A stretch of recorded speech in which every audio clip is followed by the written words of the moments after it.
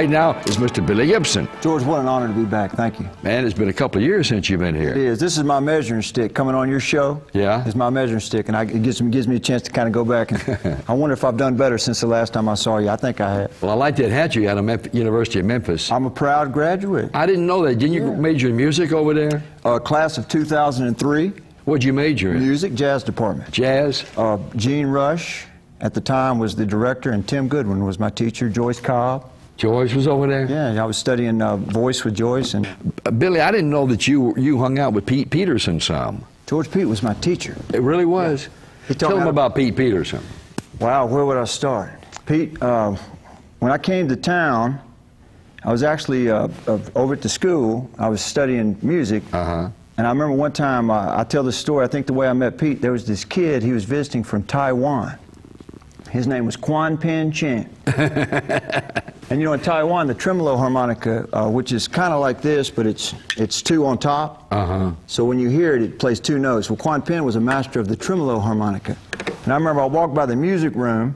I've never told this story, actually, No. George. This is the first time, world premiere right here. Okay. And I heard this kid playing Flight of the Bumblebee on the harmonica. And I stopped and I listened, and I said, what in the world is that? Yeah. So I was listening, and he looked up, and I said, hey, man, I'm a harmonica player, too. You know, they're kind of rare, especially back then. And I said, that's fantastic. Where'd you learn that? He says, my teacher, Pete Peterson. And I knew the name, a legendary name in the harmonica world. From the Harmonicats. I don't know if you remember the Harmonicats. I do, and I did a pilot with TV pilot with him once. Oh, okay. Yeah. Jerry Murad and all those guys from the Harmonicats were childhood friends. They grew up with Pete. And Pete did a lot of arranging. I think he arranged Peg O' My Heart. You remember that big hit they had, that million seller? And anyway, so Quan Pin introduced me to Pete, and we became fast friends. And I used to go to his house. We'd sit on the porch, and he would teach me how to play harmonica. Wow. What a wonderful experience. But didn't you go, you left, and you said you went to the University of the Blues, and that's Beale Street? Well, I came up from a little town in Mississippi, Clinton, Mississippi. Clinton, okay. And I wanted to come to the big city. Memphis was the big city for me. So I came up here because I wanted to see if I could make my way and maybe make a name and have a career in music. So I figured, you know, I'd either going to go down to New Orleans or come up to Memphis, and all the harmonica players that I was fans of were up this way. Big Walter Horton from out of Horn Lake, and of course James Cotton. Oh yeah, was in Memphis at the time. Yeah. Pat Ramsey, Lynn Jones, and of course Fingers Taylor was always playing up here with Larry Raspberry. Yeah. So I said, man, I got to get to Memphis and find out what's going on. You played on some sessions too. Didn't you play on a Billy Swan session? Wow, I sure did. Yeah. Did that record ever come out?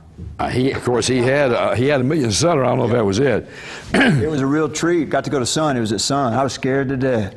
About as nervous as I am right now talking to George Klein. Yeah. Well, weren't you at one time also voted the Beale Street Entertainer of the Year? George, I was real proud of that, man. 2005. Yeah. I was the Beale Street Entertainer. It just kind of came out of nowhere. They said, get your nice clothes on and dress up. You're going to an award show tonight. Is that right? And I said, that's great. I came in '95. And 10 years later, in 2005, I was the Beale Street Entertainer. That's unusual for a white dude, you know, down there. I tell you what, man, that is my University of Music, and I always say that the University of the Blues, there's no way that I could ever share how much I learned down there. And I took all those things, George, and I went out. I wanted to see how it would fare in the mix, you know, around the world. So I cut the cord on that house gig down there in 2007.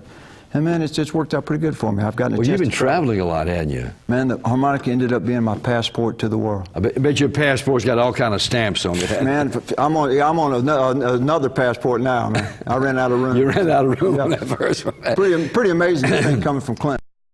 Billy, of course, you said you were inspired by Pete Peterson. Now, Junior, Little Walter, and Jimmy Reed, they all played harmonica too. Yeah, you know, Sun Records. I mean, all those guys played down. Of course, Howlin' Wolf played harmonica, and Sonny Boy Williamson. It's amazing. I'm always learning and figuring out new people. I just got hip, George, to a new harmonica player named Johnny Woods. And Johnny was from around Senatobia. Okay. And of course, they were all coming up here and going down to Helena. But it's amazing, man. Memphis is such a special spot for music. You never, like right when you think you've got a hold of it, like new things come, I meet new people, and I'm always learning and growing. You stay on the road a lot, don't you? Quite a bit, George. To be honest, man, the road was alluring a lot of years ago, but it's not as alluring now Up in on that road. It used to be. Man, I know what you're talking about. I love to play, but, you know. Yeah. Well, Billy, you got I call them Mississippi saxophone. Yes, sir. Is that what they call them? Yes, sir. That's exactly right. Can you play me a taste? Yeah, sure. Billy Gibson.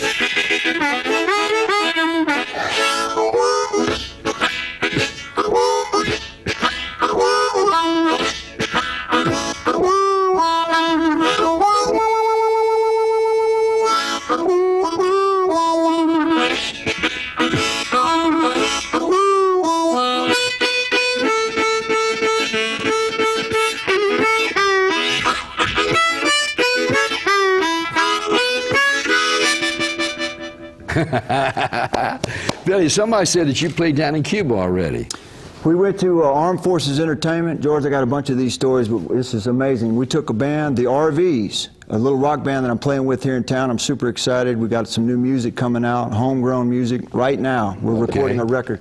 But they took us down to Gitmo. They flew us from here down to Miami. Yeah. Air Force took us into Gitmo, and we played for all the troops that were stationed there. In Cuba? In Cuba. But they wouldn't let us out on the island, but we played on the base. Because Billy Gibbons, what's that group he was with? ZZ Top. ZZ Top. Billy just went down there, and he covered an old Roy Head thing called Treat Her Right. Wow. And he called me, and I interviewed him, and I said, Billy, what's happening? He said, GK, everything's in the 50s down here. Yeah. He said, musicians could come down here and get rich, man, because they never heard music like what's happening. That's amazing. That's totally, it really is kind of like a time warp. I remember being on the bass thinking, this is like the 1970s, you know.